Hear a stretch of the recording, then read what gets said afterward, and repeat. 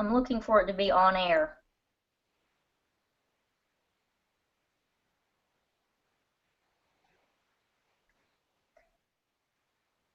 Hello and welcome everyone to part 2 of the Young Survival Coalition's Shady Pink Elephant End of Life series.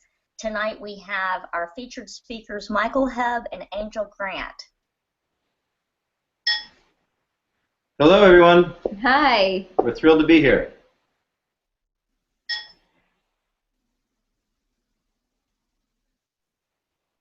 So a few housekeeping rules before we get started. One is, if you are a study participant, as you know, you are required to be a part of all 3 parts of the series and take the post-test after each one. The links for all of that will be at the end of this presentation, and we will remind you, so please don't worry if you don't catch all that information right now.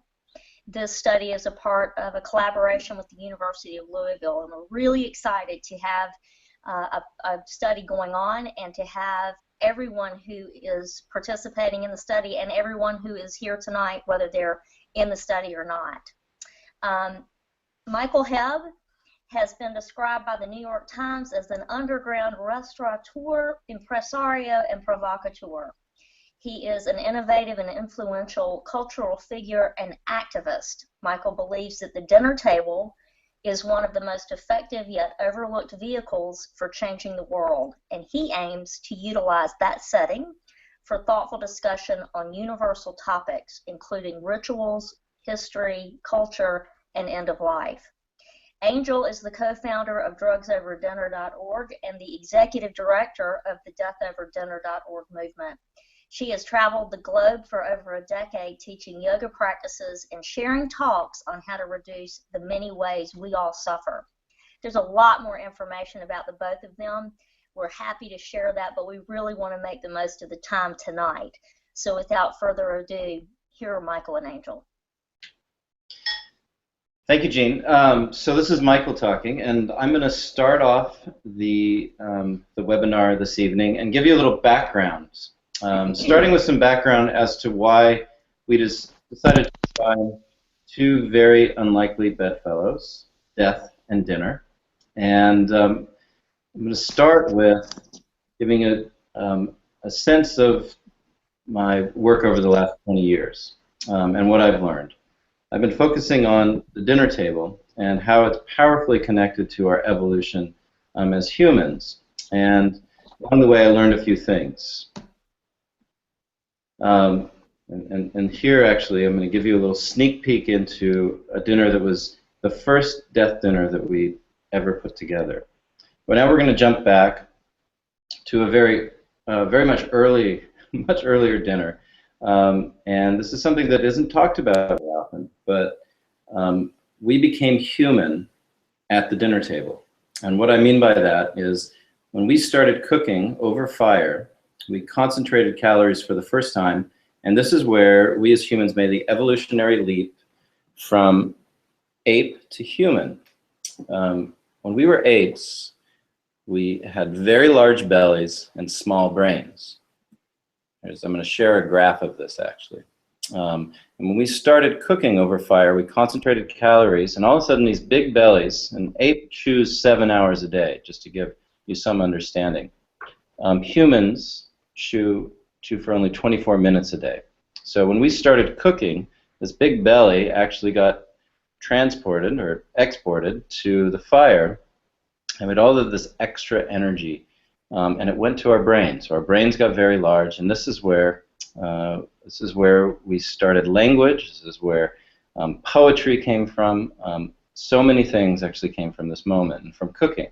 So I realized that there's this inextricable link between our evolution and cooking and eating together and the dinner table. Came further to understand, and here's a beautiful quote that actually captures that by Richard Rainham, and that's, "I believe the transformative moment that gave rise to the Homo sapien, one of the great transitions in the history of life, stemmed from the control of fire and the advent of cooked meals." And he's the professor professor of biological anthropology at Harvard and actually runs that department. So as I continued my studies and cooking for people all over the world, I came to understand that the dinner table was also a very important part of these wonderful people that we're looking at. And Virginia Woolf and Picasso and Einstein, Warhol, Gertrude Stein, Cahill Gibran, Benjamin Franklin, all formed or were essential parts of convivial clans that gathered around the dinner table and shared ideas. The discovery of oxygen, DNA, radar, cubism, all of these ideas that are essential to modern culture were actually fueled by the fire, and many of them were actually fueled by the fire and by the dinner table, and many of them were actually born at those dinners. Going back a little bit further, there's the classic example of Plato and Socrates and how they used the table to change culture. The Greek symposiums were these remarkable gatherings that brought together all of the leaders in Athens, and that was craftsmen, politicians, playwrights, and from those dinners we actually got democracy. This is where those ideas were formed and how they were first broadcast. So the table's powerful, and as you can see, it's been used throughout time from our very beginnings as humans all the way up to the modern era as a place where we take leaps forward in the way that we're thinking about very important issues. And about this time, about 3 years ago, when Angel and I started working together, we came across a harrowing statistic, something that would change our lives forever. And that's that 75% of Americans want to die at home, and only 25% of us actually do. So if we put that into perspective and think about the fact that America, a country that prides itself on individual choice, prides itself on freedom, that half of America is not getting what it wants at the end of life, arguably one of the most important decisions that we'll make. And so we dug a little bit deeper and discovered that 43% of Medicare recipients spend more than their total assets out of pocket on end-of-life care. So the sheer fact that we're not getting what we want at this final moment of our lives, and we're also bankrupting ourselves and our loved ones while we're doing it, made both Angel and I stop, and then we started working on this idea. But let's have dinner and talk about death. Realizing that the changes that need to happen in our healthcare space weren't necessarily going to come from doctors or insurance companies, people that were stymied by issues of fiduciary responsibility or scared of words like death panels, but that in fact change was going to have to come from patients. It's have to come from people like you and me, and that now that we've discovered that the dinner table is this place that can actually hold very important conversations, it can hold very weighty topics and can create extraordinary change. We decided that we were going to put these two things together, death and dinner, and we were going to use another thing, technology. We were going to build a beautiful website that inspired people to gather their loved ones, families and friends, and to talk about this issue, to talk about the fact that we are all mortal and that being prepared for it can have some very profound effects on our lives. And we realized that if we made it beautiful, if we made it inviting, if we made it look like something that maybe even your grandmother or a grandmother, let's say, in Omaha might pick up, or maybe even a hipster in Brooklyn might like the aesthetic of, that it could invite people in and they could gather friends and give these topics the place and the care that they deserved, and start a patient-led revolution at the table. Get everyone talking about how being prepared and how facing mortality could actually be a gift, not something just to fear. And we added a little bit of humor here and there. Anyone who has completed a death dinner gets to share this kind of token, this badge that they've survived a death dinner. And so all of this came together. We launched 2.5 years ago, and we hoped it reached about 1,000 families, and we kind of dreamed about the fact that maybe we could have some impact on the national conversation about end of life. What we found is in the last 2 years, over 100,000 people have had death dinners, and it has been covered by every major publication in the country, and right now we are working on building an Australian version and actually a Jewish edition. But we're working with the Australian government to build Death Over Dinner in Australia with major backing from government leaders. What we've also found is that this simple dinner and the type of questions that we crafted with our advisors, leaders in the end-of-life space, could open up conversation of family and actually transform the way that a family was thinking about end of life. And that can affect a family in so many ways, as we saw, not just financially, but emotionally being prepared.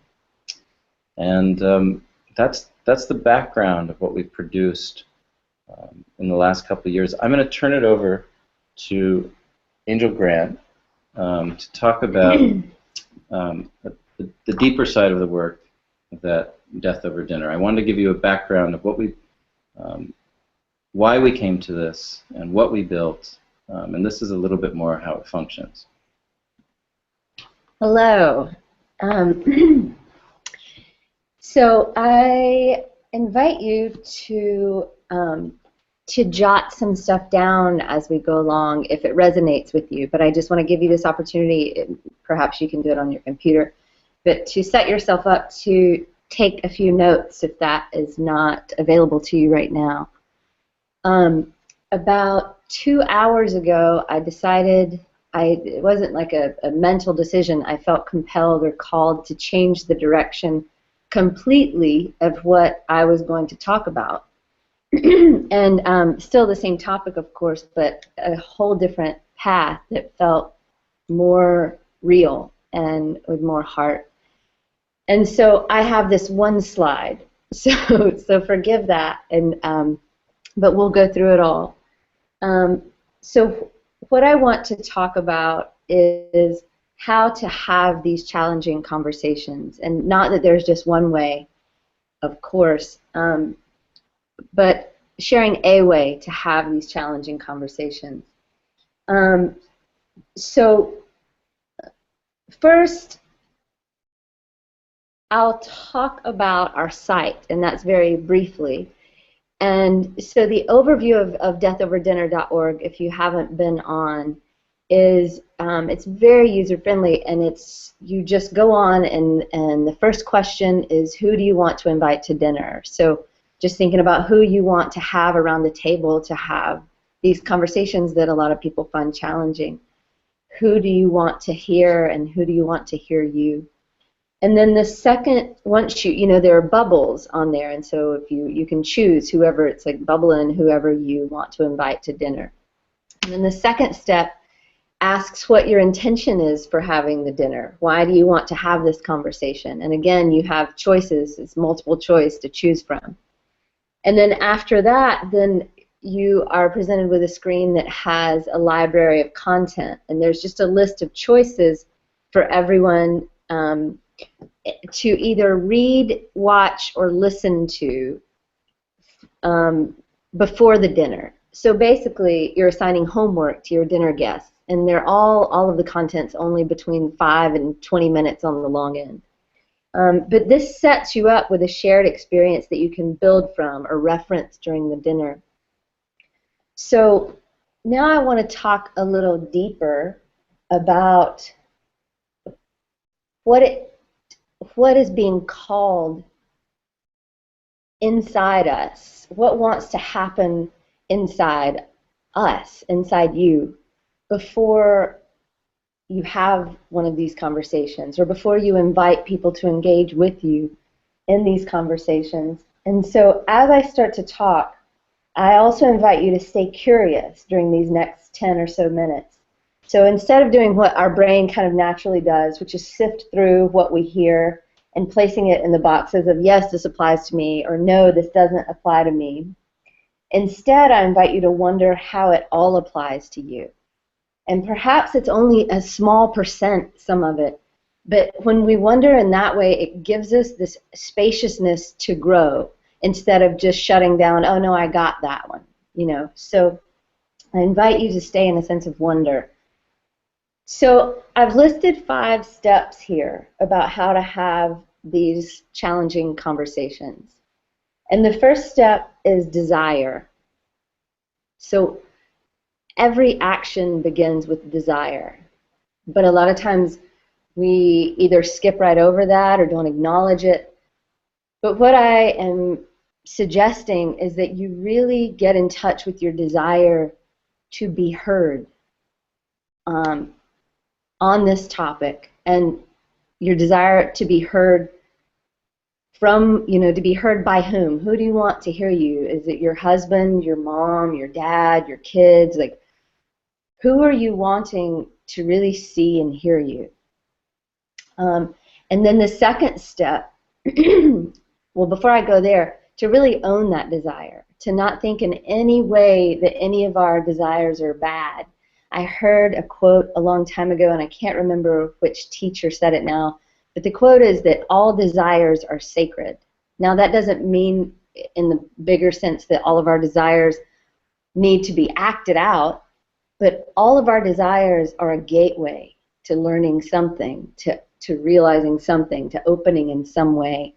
And so first, acknowledging your desire to be heard and your desire to bring your loved ones around and hear them. Second is intention. So it's not enough just to have the desire. Creating a conscious intention to act on it and allow it, creating that conscious intention allows it to come into reality. So really stating out loud to God or the universe or to your own heart, but stating it, writing it down, your intention that you want to have this conversation, that you want to be heard, that it's okay to be heard, to want other people to hear you, that you want to hear your loved ones, you want to hear what they're experiencing. And so the third step is action. Now, I really, really want you to hear me in this next sentence. Speaking up is an act of self-care. So before an action, or the action to having these dinners, to having these conversations, when you speak it out loud, you are honoring yourself. Speaking up is an act of self-care. When we don't speak up, it's often because we're afraid of being a burden to others, or of being, quote unquote, too much, or because we're afraid of making other people uncomfortable. Anytime we fear making others uncomfortable, we are actually afraid of what we will have to feel. Because it doesn't feel good to witness someone else not feel comfortable, not in my experience anyway. And especially when it's someone close to me, someone that I've been engaging with for years in a certain way. And what I've found over years is that we often have unconscious, unspoken agreements with those closest to us. This isn't something that we realized when the agreements were happening. It's not something we might not realize it now, probably don't. But what I mean, for example, is an agreement like, I will hold my fears and pain inside because they make you uncomfortable, and you will do the same for me.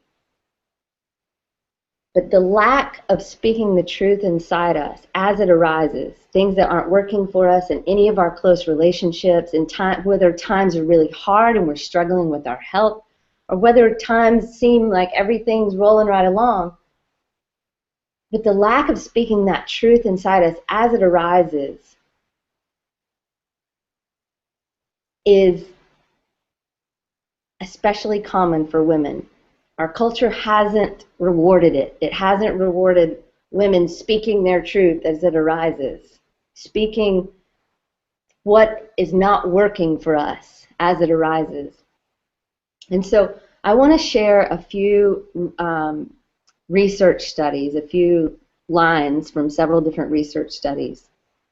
And the first one is, a team of researchers at Stanford found that women who repressed their emotions were more likely to show disruptions in the normal balance of the stress hormone cortisol compared to women who didn't repress their emotions. I'm going to say that one more time. A team of researchers at Stanford found that women who repress their emotions are more likely to show disruptions in the normal balance of the stress hormone cortisol compared to women who didn't repress their emotions. Earlier studies had already shown that unbalanced cortisol fluctuations can predict early death in women with breast cancer that has spread to other parts of the body. The second study, a UCLA study, found that people who have repressive styles tend to be more prone to illness, particularly immune system-related diseases such as rheumatoid arthritis, infections, and cancers. The concept is of unexpressed anger. If one doesn't let it out, that could have adverse consequences.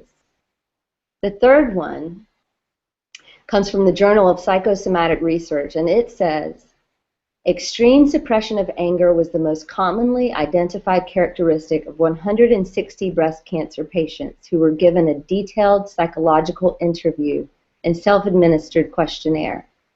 Repressing anger magnified exposure to physiological stress, thereby increasing the risk of cancer. And then the second to last one is from the Cancer Nursing International Journal, and they reported that extremely low anger scores have been noted in numerous studies of patients with cancer. Such low scores suggest suppression, repression, or restraint of anger. There is evidence to show that suppressed anger can be a precursor to the development of cancer and also a factor in its progression after diagnosis.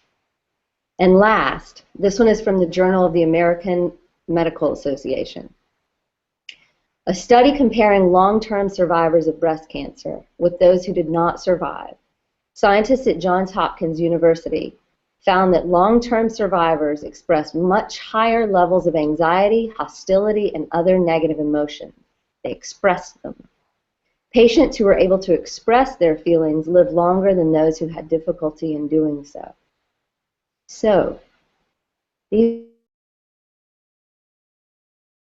it's almost bringing tears to my eyes right now, and I've been reading them for quite a while now, but collectively, it appears to me that we are afraid to speak our truth, and it might be killing us, literally. Now, before I go any further, I want to address one more disruption to healing, and that is believing that pain or illness is in any way punishment. I work with women all the time to get down to the bottom of unconscious belief systems that are limiting their lives and health. And the thing that repeatedly shows up in one form or another is this belief that's often hidden from their consciousness. We have to uncover it. But it so often comes down to something like, if I weren't bad, I wouldn't be in pain. If I weren't bad, I wouldn't be suffering. This is toxic. So, to sum this number 3 up, we speak as an act of self-care. And we start to notice anytime we blame ourselves for experiencing pain or for experiencing illness. A voice that buys into blame is a voice that blocks healing and wholeness. So, step 4, coming back to how to have the dinner, how to have the conversation around the dinner table, how to have the challenging conversation. Step 4 is awareness of attachment to outcome. So a lot of the philosophies that I practice and study and teach say detach from the outcome, detach from any outcomes. But before we can honestly get to that point, we have to be aware or acknowledge that we do wish for a certain outcome, and that is very human and natural. It's okay to wish for the people that you love to be able to hear you and support you deeply and hear your fears and hear all of it. It's okay to want that. Part B here is, though, to feel your desire to be heard and deeply supported while knowing that everybody deals with fear and pain according to their own wounds and life experiences. And so how your loved ones deal with the conversation and how they deal with you expressing your fears and your pain has absolutely nothing to do with you. It is a result of their whole lifetime of conditioning based on the pain and the wounds that they have experienced. But this leads me to the final step, step 5. In step 5, you'll notice that I repeated part of step 3. So, willingness to speak as an act of self-care. That's repeated because it is so important. If it's the only thing you take away from any of these words I said, I hope it's that. So, willingness to speak as an act of self-care. So, the last thing, 4, we talked about awareness of attachment to outcomes. So say that you are aware that you have this desire, that if you have this conversation with your loved ones, you bring them around the table, you talk about mortality, you talk about what we're all facing, you talk about your personal fears, your personal experiences, your personal pain, and you talk about it really openly and vulnerably and show your heart. Of course you wish and hope that they hear you and support you and share from their open hearts. But if they don't, and if by chance someone says something that hurts you, that hurts your feelings, or they don't say anything and that hurts your feelings, then willingness to speak as an act of self-care still applies to build and maintain this open flow of communication. To acknowledge it hurts, the silence hurts me. I feel hurt when I don't feel heard when there's just silence or when there's this certain response. And part B of number 5 is to listen to more than what people are verbalizing.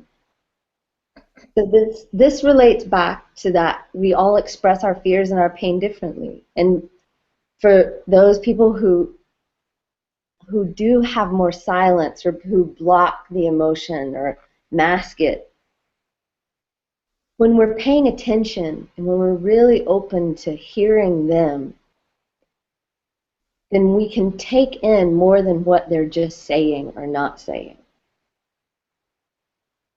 So the tricky thing that most people don't realize is that running from pain or building walls to armor ourselves against pain inevitably creates more pain. So when people that you love are doing that during a conversation, I encourage you to listen for the wounds underneath the words or the silence, but not to take them on because they have nothing to do with you. So, wrapping up this part, I invite you to start with a desire to be heard and to listen. I invite you to speak as an act of self-care. And I invite you to use Death Over Dinner as your toolkit. It can end up being a more powerful healer than you imagine. And so, last, before I turn it back over, I would love to guide us in a short relaxation/meditation practice in just 2 or 3 minutes. So just get comfortable wherever you're sitting. You don't have to be in any meditation posture. You don't have to have ever meditated before in your whole life. This is just a way to practice relaxing and listening to more than your thoughts. So get comfortable. Make sure that your collarbone space and your shoulders, your heart space, the whole center of your chest is able to be open, that your spine is long, but all of the muscles around your spine are relaxed. And then close your eyes. Relax through your hips. Relax your shoulders, your elbows, your wrists, and the centers of your palms. Imagine them relaxing. Now take a nice deep breath. And then maybe take another one. And on your second one, on the exhale, let your jaw relax. And let your cheekbones relax. And now as you keep a steady rhythm of breath, just letting your inhales get deeper and your exhales get a little longer, relax your eyes behind your eyelids. Now imagine each of the tiny, tiny muscles on your scalp. Each of them are just relaxing.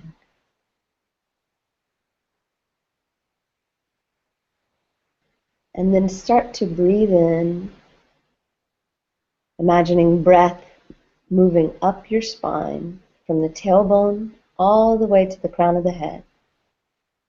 And as you exhale, just visualize the breath moving from the crown of your head down, all the way down the spine to the tailbone. Breathing in, drawing the breath up the spine, feeling inside your body. Breathing out, visualizing it moving down the spine. Take the breath a little bit deeper, but keep visualizing the spine inside your body. So deeply breathe in, lifting up through the spine. Breathe out, relaxing as it moves down the spine. We'll do 10 more of those breaths on your own. Inhale, breathing, feeling the breath up the spine, out the crown of the head. Exhaling down from the crown of the head, all the way through the spine and out the tailbone. If your mind wanders, it's okay. Just when you notice it, please bring it back inside you. Practice relaxing and breathing up and down the spine, beginning now. 10 breaths.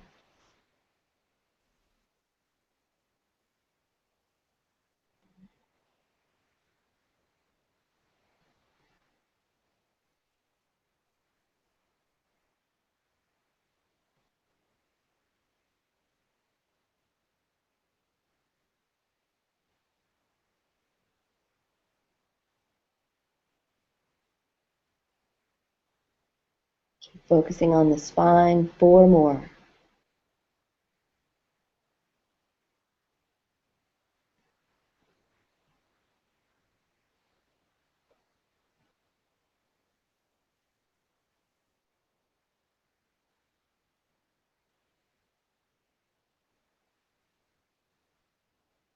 Last one. Inhale, drawing it from the tailbone all the way up the spine. As you exhale, release it all the way down. Before you open your eyes, let your shoulders relax again. Let your hips relax again. Imagine the soles of your feet softening to relax. Stay in a soft heart space, feeling the softness in the center of your chest. And then let your eyes open. And I'll turn it back over to Jean, and we would love to have some questions if you guys have any.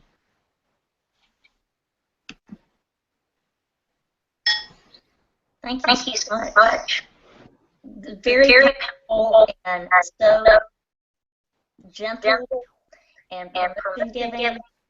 I think that one of the most important things to tie it together with working with young women with breast cancer is that particularly regardless of stage, when people are finished with treatment or in treatment still, but their hair is there, they look fine. They look fine to everyone else. but they're not fine. And it's very isolating for them.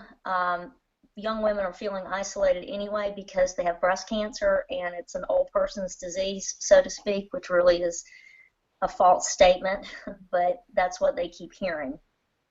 So thinking about things like the unconscious belief systems, I wrote that down. I was taking some notes, and I know that unconscious belief systems can touch all kinds of parts of us, but particularly when it comes to illness and having difficult conversations, could we get a little bit more specific about how to engage, whether it's with a friend or with a spouse or with a parent, because many of our population are young adults, about how to have an end-of-life discussion when it's not necessarily meant to be scary. You know, it's meant to be thoughtful and intentional, and making sure that wishes are cared for in a way that they really want. That was a long question, sorry, but I felt like it might be good to add some context. I appreciate it, Jean. I'm going to start answering this, and then I'll turn it over to Angel. What those that are listening watched, just got is looking below the hood of Death Over Dinner, a kind of master class in the thinking behind a very simple and elegant website and toolkit. And so the reason why we designed Death Over Dinner and the way that we designed it and all of the thinking behind it is so that people do have access to this conversation and have an ability to invite other people into it. So when you, and it's just one such way. There's many other projects in this space, the Conversation Project, Engage with Grace. There's many other tools that people can use.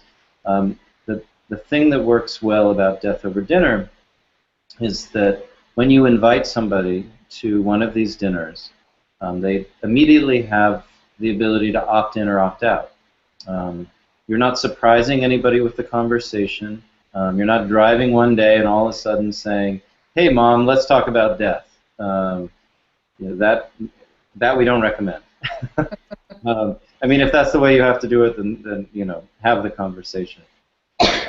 One of the beauties of Death Over Dinner is you're able to send a very beautiful invitation.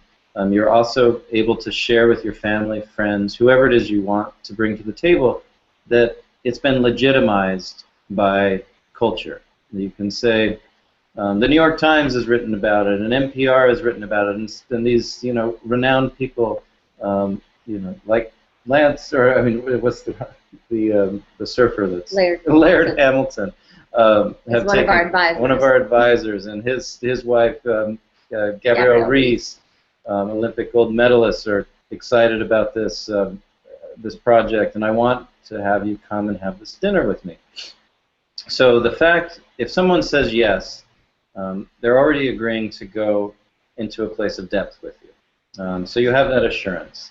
And the way, what the website gives you, as you go through the steps that Angel talked about on the website, by selecting who's coming to get to dinner and what your intention is and what your homework is, those decisions that you make as you're going through the site create the conversational prompts for your dinner.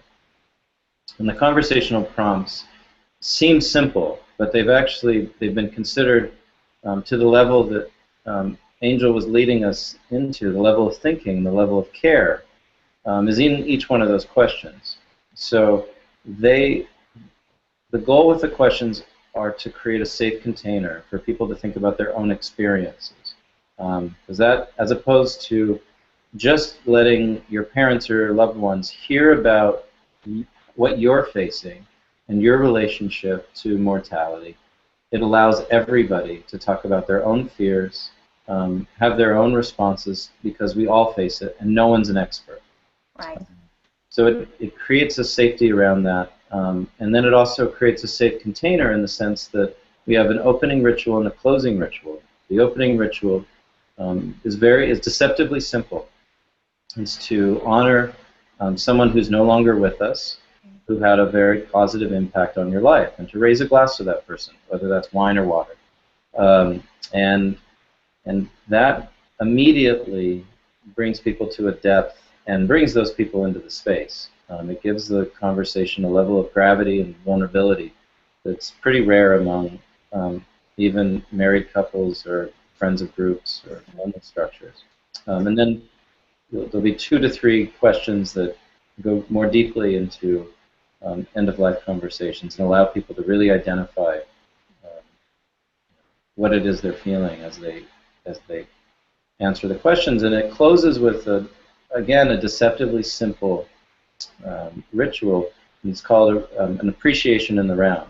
It looks like asking that someone at the table start by acknowledging a person on their left or right, something they admire about the person, essentially the genius that they see in the person.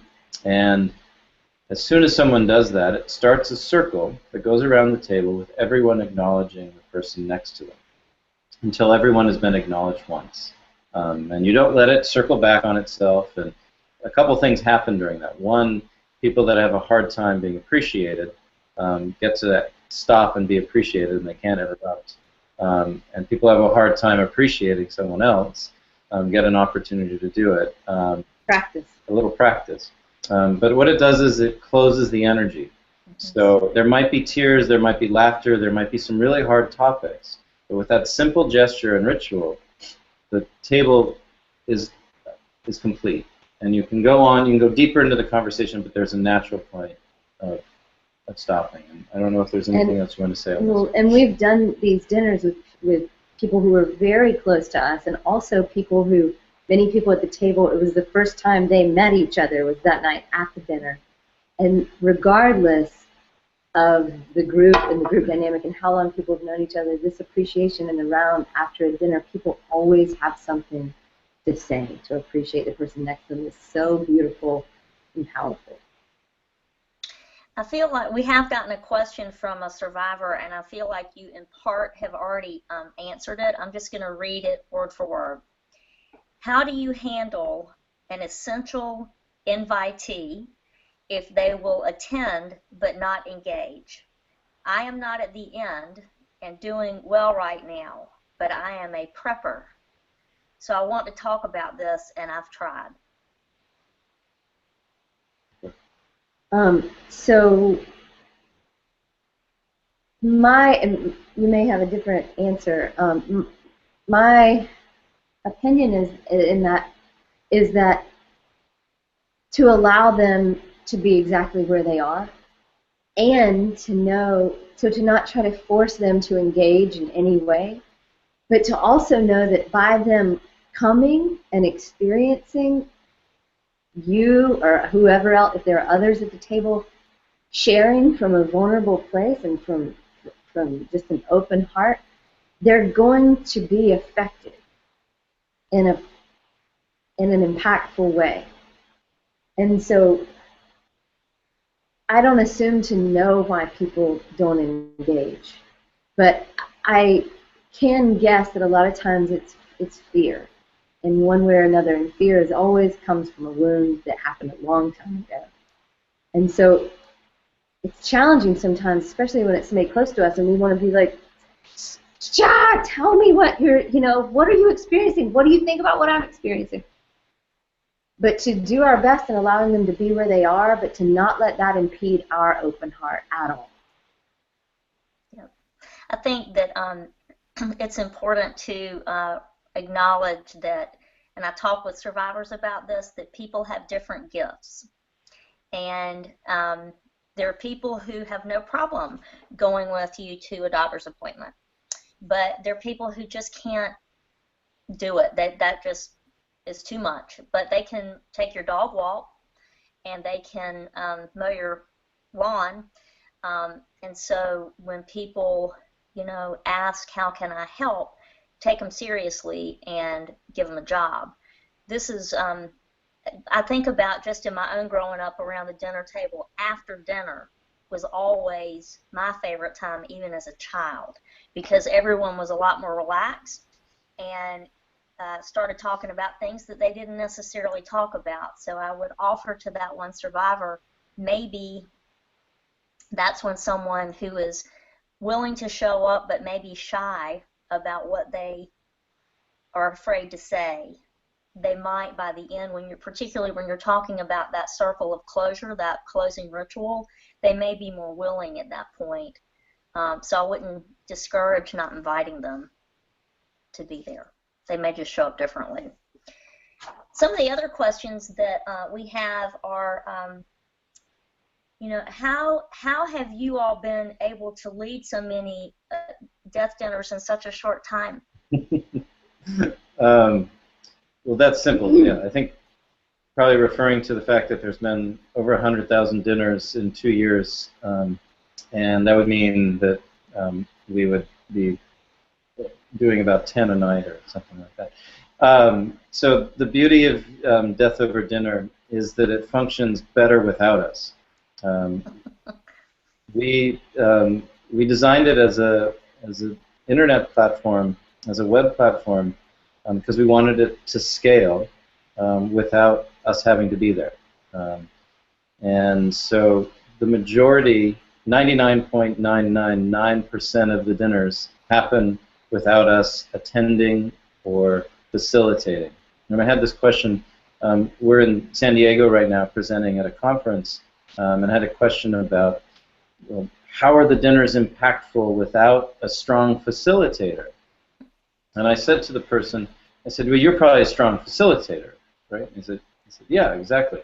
Well, maybe you should trust that things can happen without this facilitation. Because I think that I see both the gift that we have to facilitate when we go to dinners and the fact that we're a bit of a crutch. That's funny. People tend to, when we're hosting, they tend to look to us to hold the conversation. Mm-hmm. And I think that they're more impactful when somebody takes that ownership.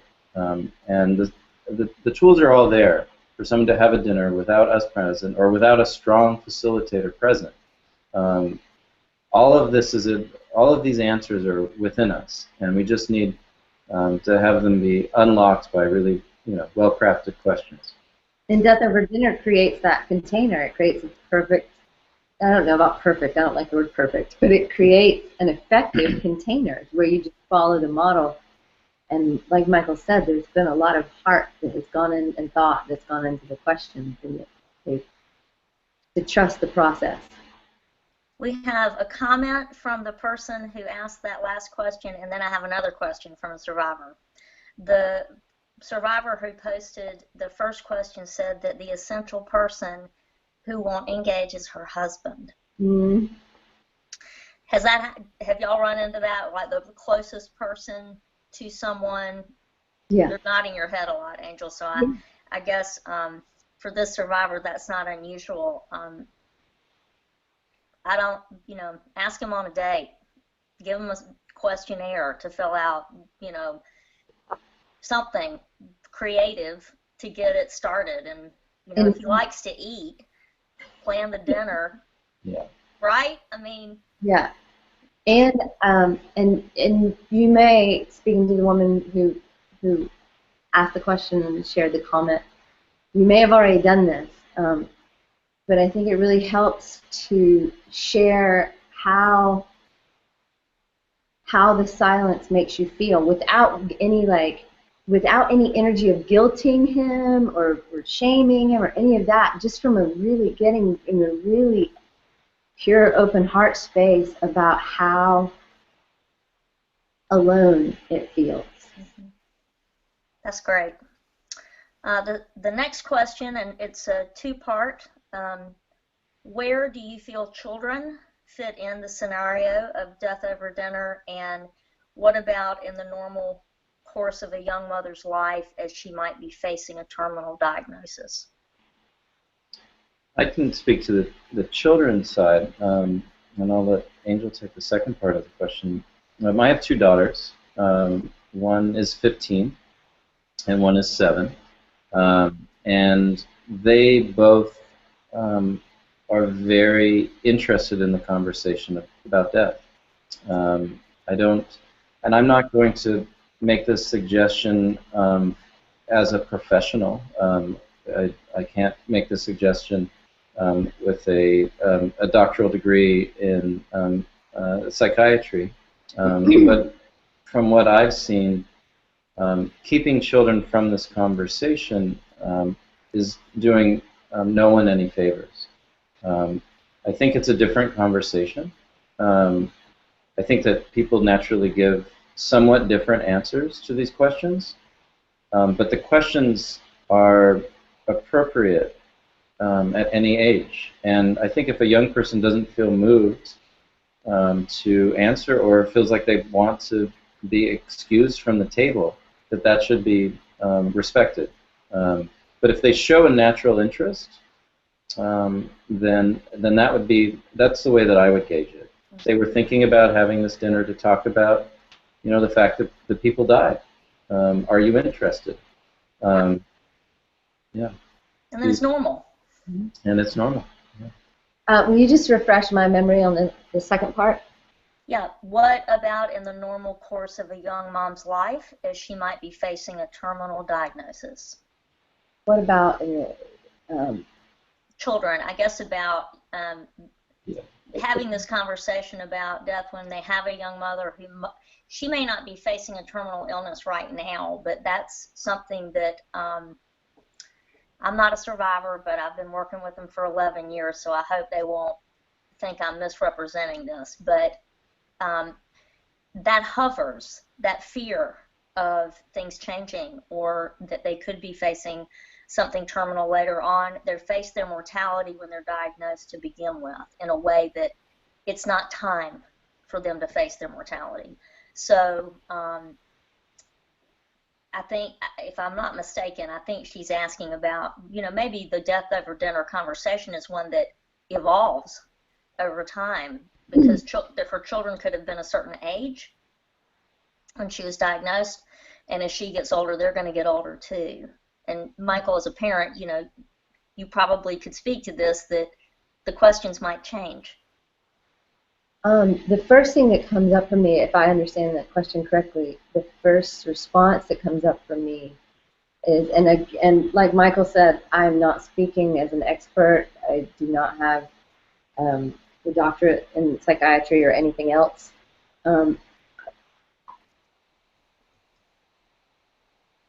My own trauma and healing, and so that's where this answer comes from. And the first thing that came up for me is that when I was growing up, my mother didn't have cancer or any other illness, but there were secrets kept in my family, and a pretty big secret that was kept in my family in my early childhood that that really, I found later, really shaped me in a way that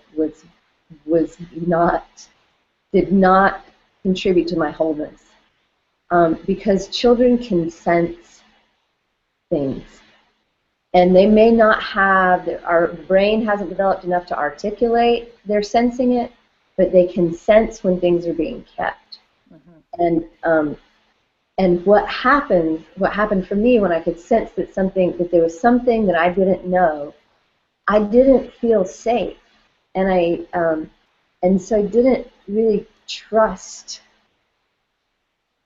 my home or my safety, and at a very deep level.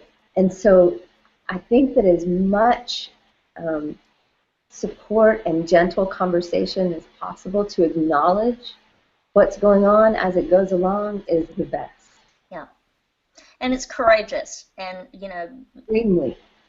Very courageous and in a way revolutionary, because generationally speaking, my parents didn't talk about anything.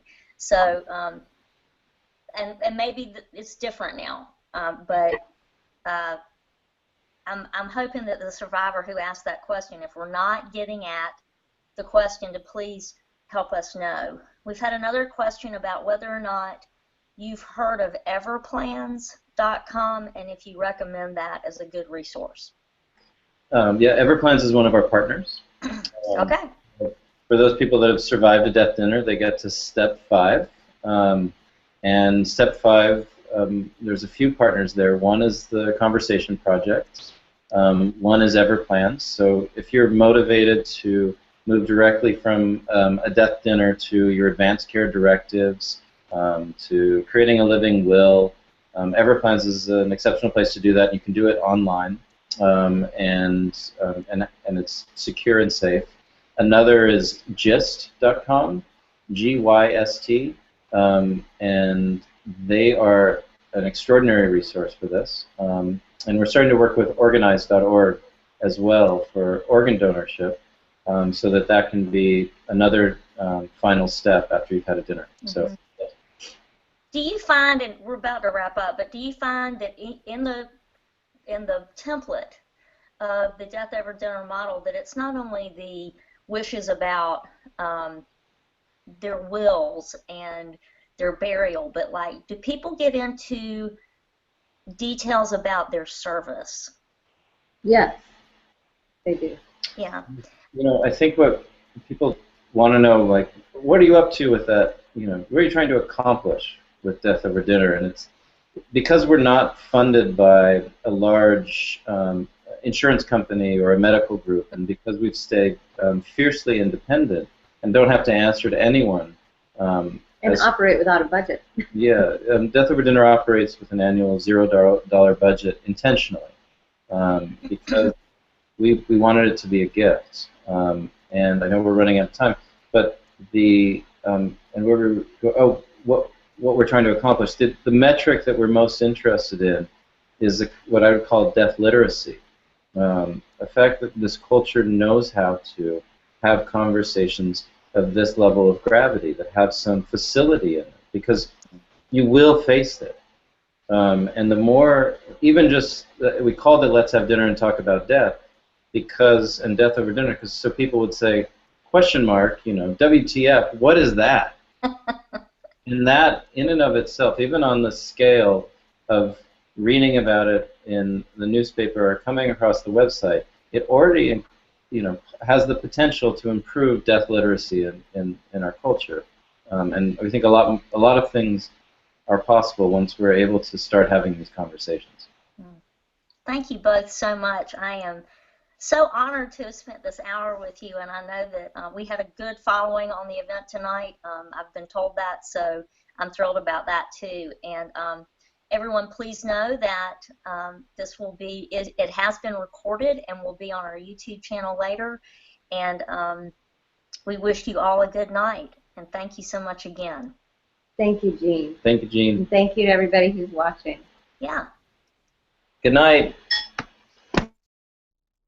So for everyone who watched tonight, you will see on this slide a survey that is available particularly to the study participants, but we welcome anyone who would like to complete it. You will also see my name, Jean Rao, and my email address on this slide. If you have any questions or concerns, you weren't able to watch the whole thing, you can't get to the survey, please do not hesitate to reach out. We're happy to help you in any way we can. And thank you again so much for joining us and being a robust conversation for our two speakers.